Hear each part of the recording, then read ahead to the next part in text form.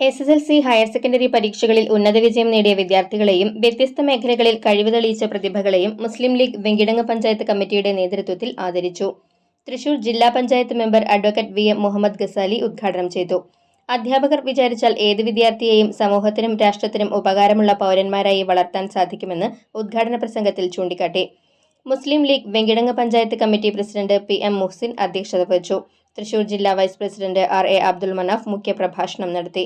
Media രംഗത്ത് സ്തുത്യർഹമായ സേവനമർപ്പിച്ചുകൊണ്ടിരിക്കുന്ന അഫ്സൽ പാടൂർ, ഉസ്ബെക്കിസ്ഥാനിൽ നടന്ന Asian and ocean games sambo മത്സരത്തിൽ പങ്കെടുത്ത Lukmanul Hakeem, Ramu Kariat film and business best builder award ജേതാവ് CK ജാഫർ, 33 വർഷത്തെ സ്തുത്യർഹമായ സേവനത്തിന് ശേഷം പാടൂർ വാണിവിലാസം UP സ്കൂളിൽ നിന്ന് വിരമിച്ച PA ജാബിർ എന്നിവരെ മൊമെന്റോ നൽകി ആദരിച്ചു.